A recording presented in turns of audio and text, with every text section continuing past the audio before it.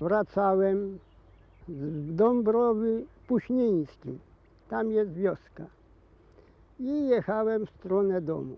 Godzina była tak w każdym razie przed 8. Gdy wyjeżdżam za takich olszyn, za krzaków, zauważyłem dwie osoby idące w stronę, w tą samą stronę, co ja jechałem. Z początku szli sobie prędzej, a później stopniowo, jak mnie spojrzeli takim lekkim obejrzeniem, to zauważyli mnie, że ja jadę, to zaczęli folgować i szli coraz wolniej. Dojeżdżając ja do nich, to oni, jeden z jednej strony się odsunął na lewą stronę, a drugi na prawe i ja wjeżdżając pomiędzy nich i oni mi w te czasy wsiedli na wóz.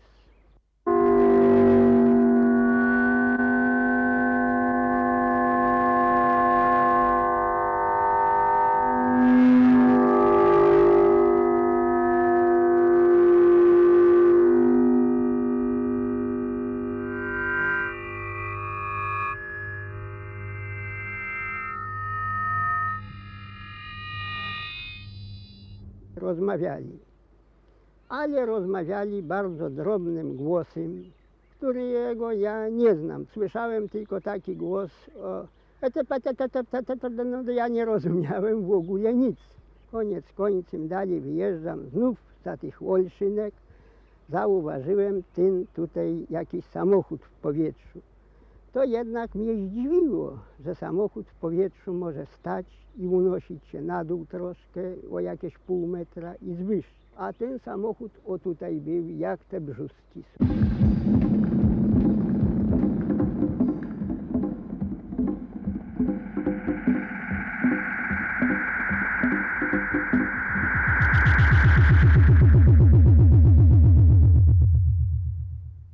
To niech pan powie, jak wyglądał ten pojazd, a pan Grzegorz będzie to wszystko rysował. To był kształt autobusu krótszego, nie takie jak to teraz są bardzo długie, tylko krótszego rodzaju. Tak. Czy na tej wysokości on stał w powietrzu, tak jak tutaj? No Tutaj tak, tu jest trawa. tak, w tym kształcie. Ten otwór wejściowy to był na tej ścianie? Tutaj? Na tej Aha. ścianie, tak jest. Aha. Tutaj, tak jak on tutaj Tak, wygląda, tu jak tak? teraz ten pan rysuje. A te wiry wystawały tu w górę, W górę i w dół? i równomiernie do dołu. Tak, tak, wszystkich tak czterech. w tej samej odległości do góry, co i na dół. Te wiry się obracały, tak? Tak jest. I słyszał pan taki dźwięk wtedy? Słyszałem. One buczały, tak? To one taki miały odgłos, powiedzieć, tak? Tak. To jednak równomierny głos jeden. To on był cały biały, ten pojazd? Cały biały, tak jak to miklowany, jak coś. Tak, a kształtu jakieś takiego. śruby były tu, nity, jakieś spawania? Nic, Pan coś nie takiego- zauważyłem tego i nie było. Gdyśmy doszli do tego pojazdu, tam była taka windeczka nisko. Wjechałem tu windeczku, stanąłem naprzeciwko drzwi, skazano mi, abym szedł do środka ręku. Tak, a ta Tylko to- windeczka Właśnie, skąd tu się mówię- zaczynała? mówił Ta pan o tej- windeczka się zaczynała, takiego- nad drzwiami były szpagaty doczepione jakieś. Tak. Ale one były przyczepione do tego daszku. U góry tutaj były przy tym przyczepione? daszku, tak. Aha, i wisiała ta I wisiała- podstawa, na której pan stanął, to wisiała? Do dołu. To ja wszedłem do środka, zauważyłem dwie osoby jeszcze w środku, które stały. Zielone twarze, jak zobaczyłem, i ręce, rękawice zielone, czyli rękawice, czy takie ciało, no to ja tego nie stwierdzam. I na palcach były takie wązienięcie pletewki, o takie wokoło. Ubrani byli w ciemne kombinezuny czarne. Nie było buta widać, tylko kombinezon. Tu na sobie również, tylko tutaj troszeczkę wolniejsze, a na nogach to więcej obcisłe. I tutaj znów więcej obcisłe. No i jednak twarze zielone, w ten sposób, tak były te kombinezuny. A tutaj twarze czy malowane, czy jakieś maski, to ja tego nie zauważyłem. I kazał mi się rozebrać. Pasek, proszę Państwa, jak zdjąłem o ten, który mam, to ich to bardzo zainteresował ten pasek. O, to ja wam pokażę. Wzięli do ręki, przyglądali się, tak wszyscy czterech. Przyszli blisko, włożyli tutaj, zapinali, patrzyli na niego. Ale co oni się tam podziwiali, to nie wiem. I tak się coś uśmiechali takim uśmiechem, nie tak jak my się śmiejemy oczami tam, tylko tak się coś wykrzywiali. Ale czy oni tak się wykrzywiali specjalnie, czy tam no, to tego nie mogę stwierdzić. I coś przede mną z tych dwóch, co tam byli w tym pojeździe, mieli 2 talerzyczki takie, tu składane, i przede mną o jakieś 2 metrów przede mną coś złożył te talerzyczki. Te talerzyczki żegnyły lekko tak. Ale to nie tak jak to jakiś dźwięk blachy albo czegoś, tylko leciutko, tak jakbyśmy złożyli jakąś plastykę, jakieś coś, no troszkę tam odgłos będzie, ale to nie taki głośny. Przede mną. Później mnie przekręcono bokiem, rękę mi wyciągnął z tych, co był przy mnie, i z boku mi tak złożył. Później tyłem mnie odwrócił, o proszę Państwa, słyszałem ten żegnięcie leciutkie, później z drugiego boku i kazano mi się ubierać. W tym czasie, proszę Państwa, mieli kawałek kształtu lodu, tylko że to nie był lód. To jakiś pokarm był, ale jaki to nie wiem. Tylko kształt lodu, taki kawałeczek jakieś tam 30 centymetrów. I to się łamało tak jak twardsze ciasto. Kruszyło się tak. Łamywali se po troszku i oni to jedli. Nie po dużym kawałeczku, po troszeczku. Jeden z tamtych dwóch nawet skazał na to, co on trzymał w tym ręku i co jedli, to skazał, czy ja będę jadł. Ręku. Skazał na to, co trzymał i skazał na mnie, czy ja to będę jadł. I ja jednak głową kiwnąłem, że nie. Więcej mnie nie namawiano na to. Zauważyłem, leżało tych naszych ptaków, gawronów, czyli kruków. No u nas na wsi to mówi jedni gawrony, drudzy kruki. Leżało około 10 sztuk, tak no przypuszczalnie. I tak poruszały skrzydłami, poruszały głowami, nogami, ale byli niewładni. I zauważyłem jeszcze w tej ścianie, tak niby naprzeciwko drzwi, a troszkę przy łoboczu, trzymał taką pałeczkę w ręku, tak jakieś ze 30 centymetrów może nie miała 30, no tak plus minus, no tak około tego. I tam było 2 dziurki, jedna od drugiej, może o 30 centymetrów, może więcej troszkę, może no tak koło tego. I coś tę pałeczkę wkładał, a na tej pałeczce był maleńki łepeczek. Wkładał w tę dziurkę jedne i coś tam regulował, ruszał, ale co to nie wiem. To później w tę drugą wkładał i znów tam coś poruszał. Tak. I tak sobie odeszedł, zaczął se chodzić po tym pojeździe. I znów od nowa szedł i znów wkładał i coś tam regulował. A tam nie było żadnej lampki, żadnego światła, żadnego motorku nie widziałem, nic, tylko gładkie ściany. Zaraz, jeszcze. Tylko w tym pojeździe było tam ławeczków takich, parę ławeczków. Tutaj na podstawie pańskich relacji zrobiłem tutaj taki już w miarę dokładny rysunek tego pojazdu. Tak Czy jest, to tak? tak jest jak ten budyneczek, czyli ten samochód w powietrzu. Czy widzi pan jakiś szczegół tutaj, który można by było jeszcze zmienić, żeby to było bardziej Nie. podobne? Sprawa jeszcze tych, A tutaj jest też ta sama sprawa tych osób, mojego tak? widzenia. Oczy są skośne. Tutaj, proszę pana, są, tylko mieli o tutaj takie troszkę wystane te kości. Także ten jest bardziej podobny trochę w budowie, Ten tak? jest więcej podobny. Aha. Jak się ubrałem, to mi skazano wyjść.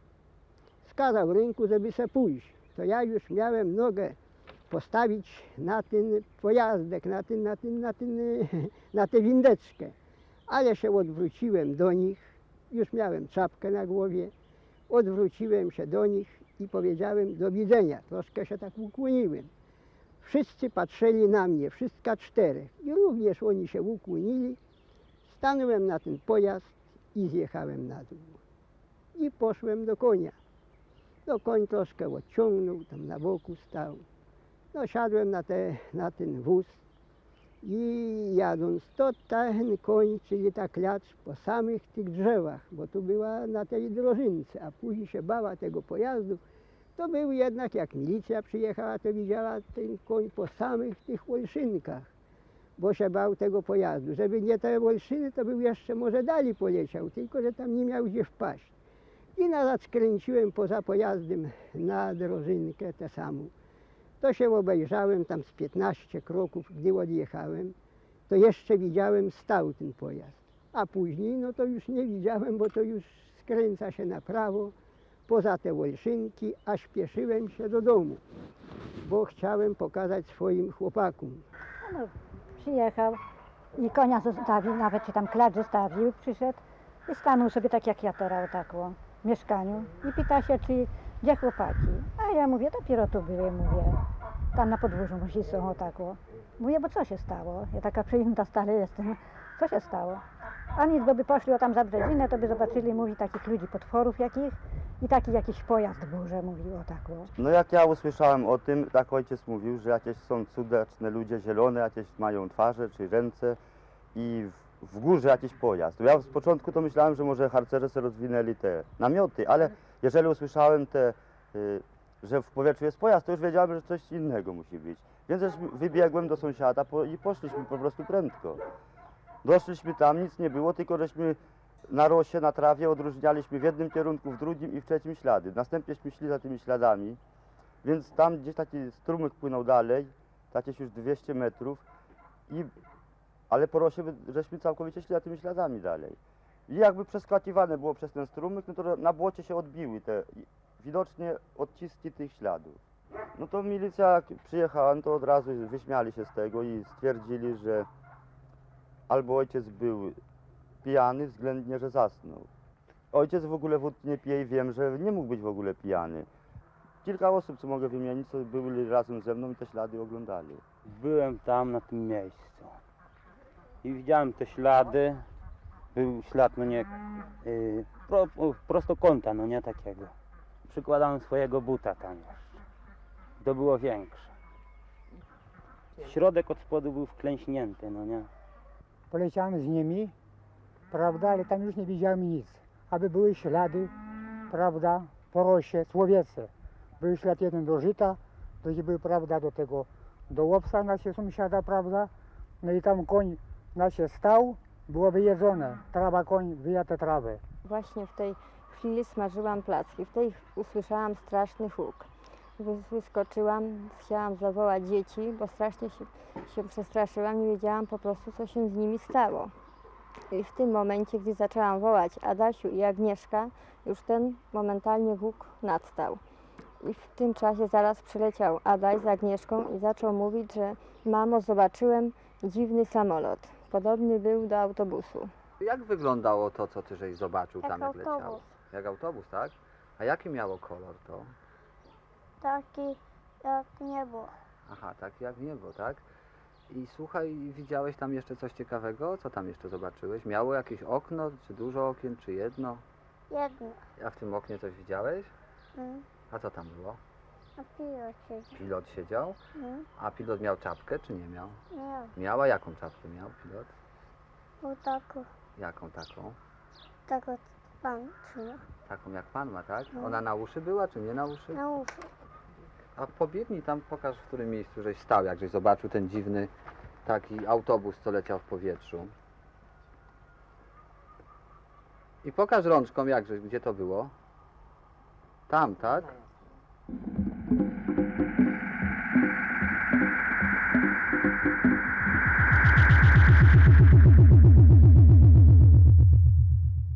Proszę powiedzieć, co pan widzi na tym obrazku?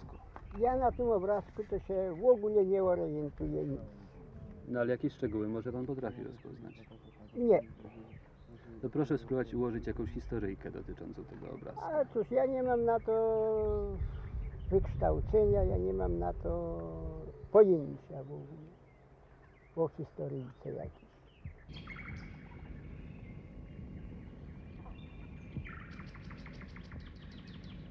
Jaka to jest liczba? To jest 8, A to? 6, A tutaj? 29, 57, 5, 3. Dobrze. Każdy mówi, że jakby to był ktoś inny, no to by nie wierzyli. Ale Wolski to jest człowiek taki na miejscu, starszy i nic mu się nigdy takiego nie zdarzyło, żeby coś takie wymyślił sobie kiedyś. Nie powinien sobie zmyślić tego, bo przecież nigdy nie, na ten temat nigdy nic takich rzeczy nie mówił. Takimi interesami by się nigdy nie zajmował, była nieprawda. Z punktu widzenia wiedzy ufologicznej są tu rzeczy zastanawiające. Słuchając opowieści pana Wolskiego, w której opisywał zachowanie się istot i ich wygląd, czułem się tak, jakbym czytał specjalistyczne czasopisma ufologiczne Flying Saucer Review, Lumière dans la nuit i inne. Otóż opisy istot z UFO, które nadchodzą z całego świata, zgadzają się bardzo dobrze z relacją pana Wolskiego.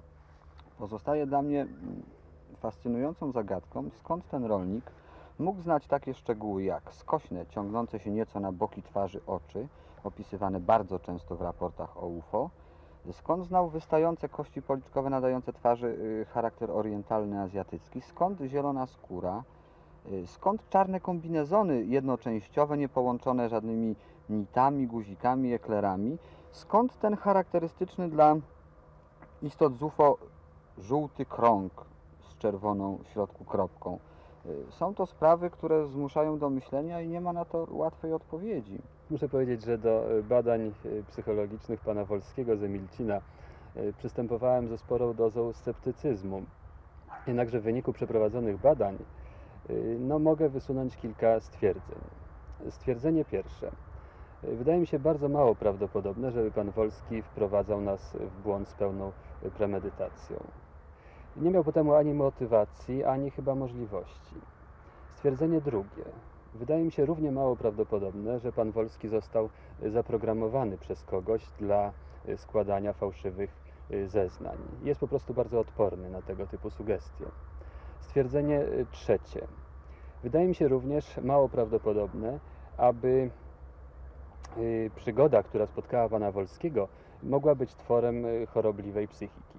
Pan Wolski nie wykazuje żadnych objawów choroby psychicznej, a stan jego psychiki jest lepszy niż większości osób w jego wieku.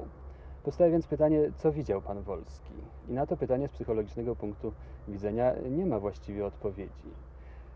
Pozwalam sobie jednak wysunąć stwierdzenie czwarte, że widział chyba coś niecodziennego, coś bardzo ciekawego. Co to mogło być? Nie wiem. Może padł ofiarą żartu, może zobaczył jakiś pojazd eksperymentalny, nieznany szerokiemu ogółowi, a może było to coś, co przekracza granice mojej wyobraźni.